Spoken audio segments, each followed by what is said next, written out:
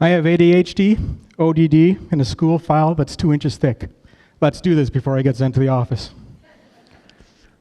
I was always the youngest student in my class.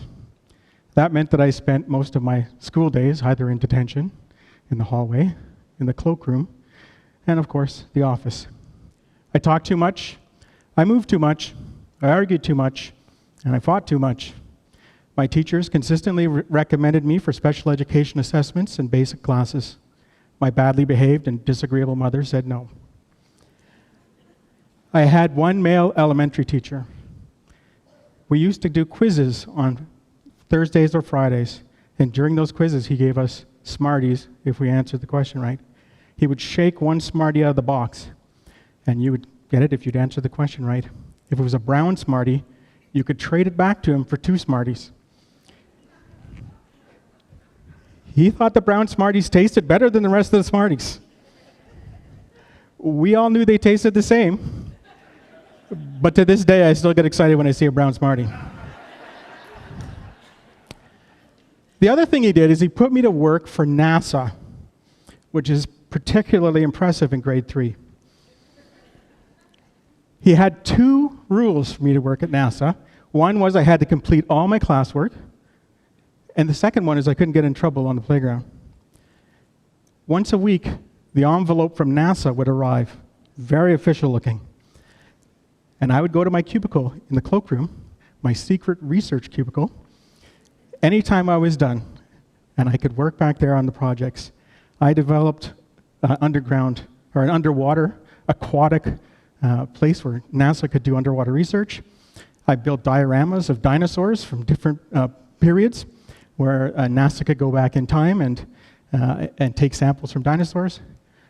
And I did that as excited as I could be every chance I got. This man was a genius.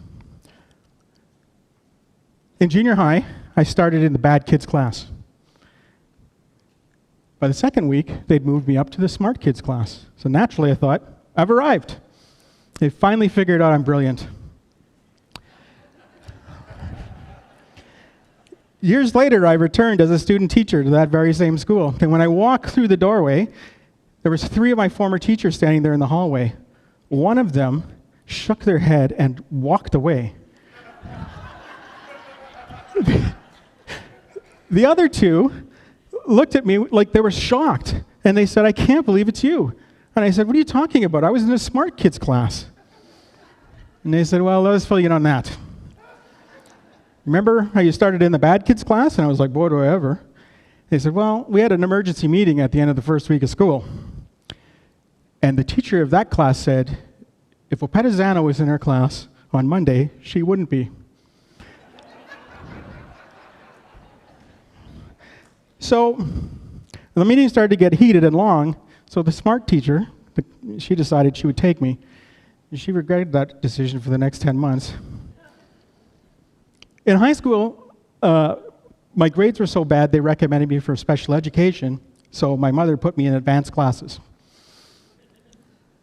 When I arrived in high school, I found that I really liked history. My teachers in history were men. I really liked football. My art teacher let me hang out in his classroom even when I wasn't doing art. After football ended, I missed every other day of school for the rest of the year. But my grades slowly improved. My grandmother had saved money for me to go to university, and I wanted to go to teach football, and so I applied to Teachers College and was immediately rejected. So I appealed that decision. I went to the registrar's office and I said, "I think you should let me in," and they said no. And I said, who do I talk to next? And they said, "You should go talk to the Dean of Arts." So off I went to the Dean of Arts, and he said, "No, there's no room." And I said, "Who do I talk to next?" And he said, "Well, you should probably go talk to the Dean of Education." So I went to see the Dean of Education, and he said, "Decision is final." And I said, "Who should I talk to next?" And he goes, "Well, the president of the university is the only person left." And so without an appointment, I showed up at the president of the university's office, and his secretary said, "You don't have an appointment." And I said, "That's okay, I'll sit here and see if you can fit me in." After talking to her for 2 solid hours, she hopped up, went in his office, came back out and said, "He'll see you now."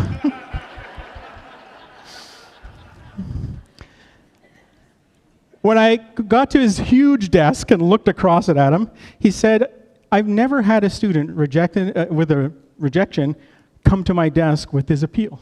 So I'm going to put you in education. And he signed my application. He looked me dead in the eyes and he said, "Don't let me down." I graduated at the very bottom of my class.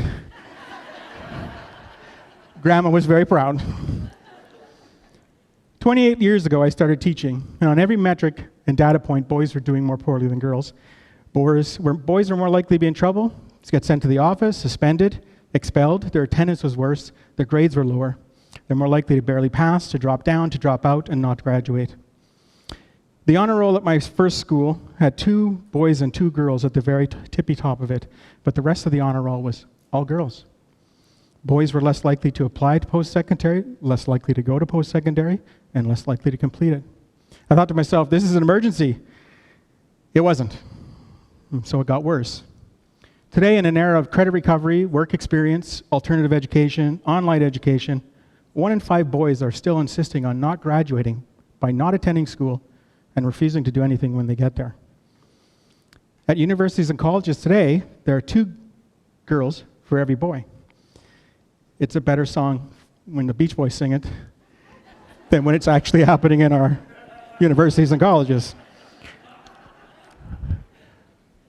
Women vastly outnumber men in education, in arts and communication, humanities, social sciences, law, healthcare, physical and life sciences. They outnumber men in business, in management, in administration, in agriculture. They outnumber them in natural resources, and on and on. Where do men outnumber women in universities? Well, we all know this one. Math, computer science, and some engineering. And that's it. In 1987, across all degree-granting institutions, there are about 50% women and 50% men getting degrees. So what happened? When I went to school, I had multiple male elementary teachers. In junior high and high school, it was about 50-50. When I ask my students today if they've had a male teacher from kindergarten to grade 3, it's rare for a single student to put up their hand. Many of my students have not had one single male teacher by the time they're in grade 6. Not a single male role model during the most impressionable time of their life. 20 years ago, 1/3 of teachers were male. Today it's less than a quarter. In elementary school, it's less than 1/10. Most of the men I work with are my age. They're old.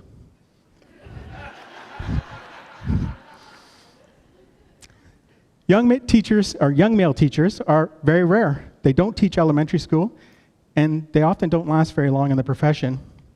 When I raise the struggles that boys are having in school, I'm frequently shocked by the responses. Boys are lazy. Boys don't try. Boys don't care.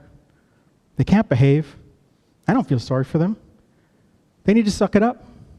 Who cares? The boys usually say nothing. They look at their laps.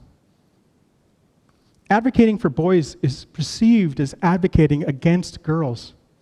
We cannot continue to think this way.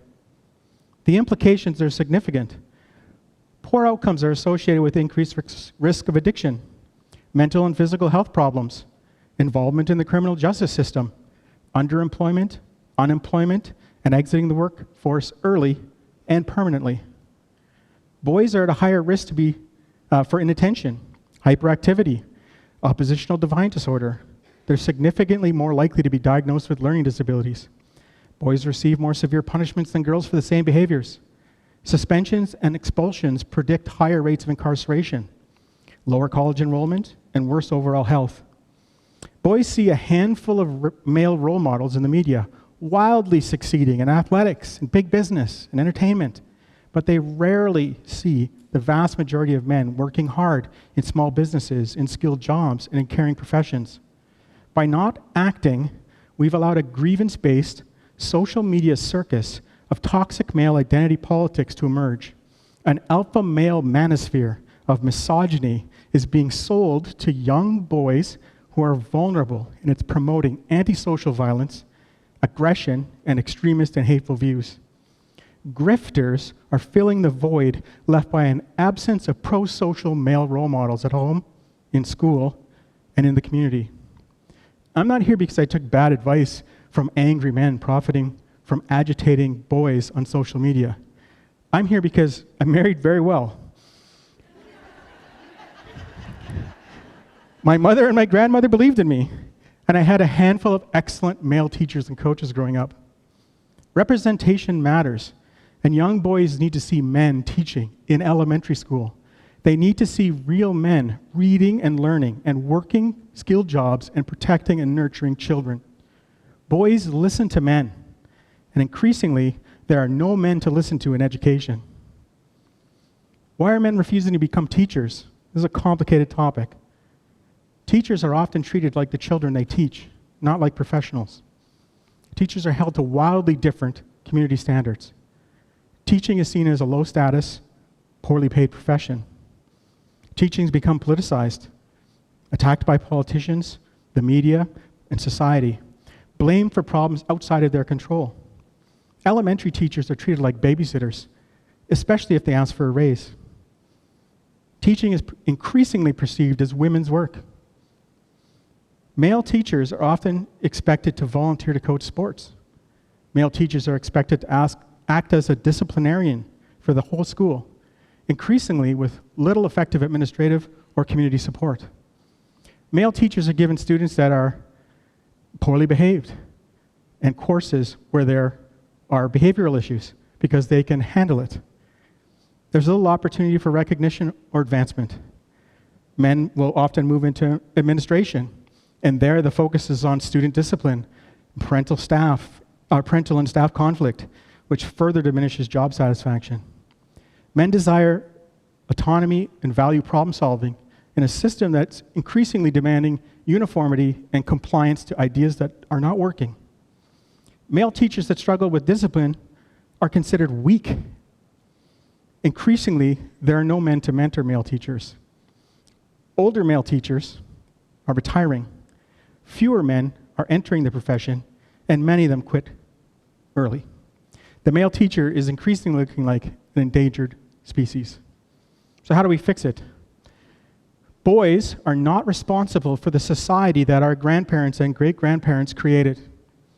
40 years ago, the average boy was a year ahead of the average girl in maths and sciences, but behind a year in reading and writing.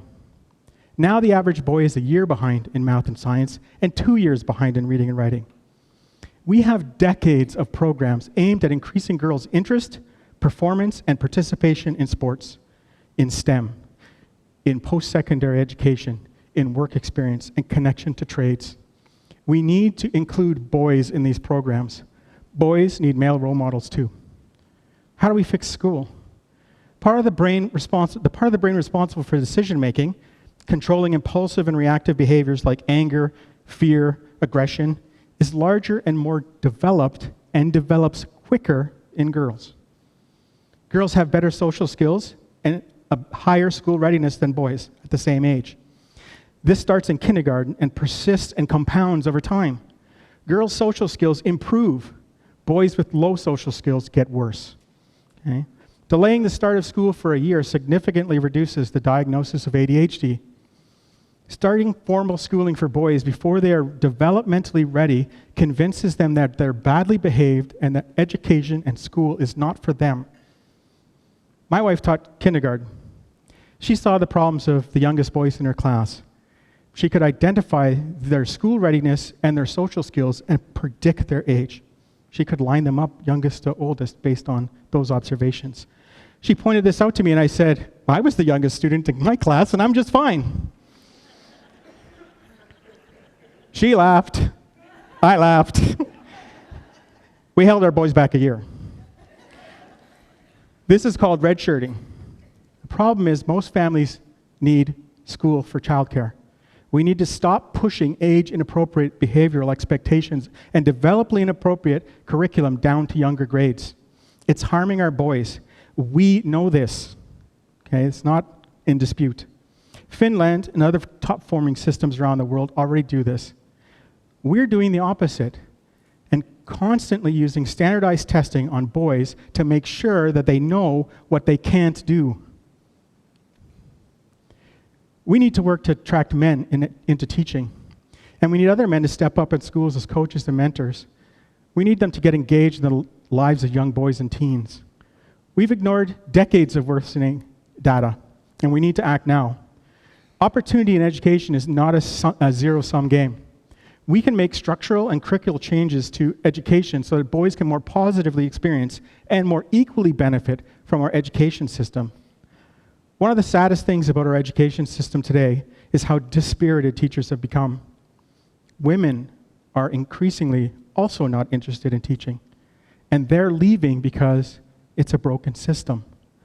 We're plagued by teacher shortages from coast to coast in this country, and it's even worse in the United States. When I started teaching, I couldn't wait to get in the classroom. Today, teachers and parents tell their children and students not to go into education, and young people see the conditions in schools, and they're listening. I don't have all the answers. It took 50 years to break it, but we need people who want to fix it, especially young people. We need young men that want a career where you're needed. And I can't promise you riches, respect, recognition, awards. But if you're looking for a mission, a job that has meaning, real impact on the lives of young people, we need you to help us break this broken system. After 28 years of teaching, the only meaningful reward I've received is the satisfaction of helping a young person overcome a challenge, join a club, make a team, find an interest, a hobby or a passion, pass a class, and graduate from high school. At this point in this old teacher's life, it's the only reward that's still worth chasing. Thank you very much.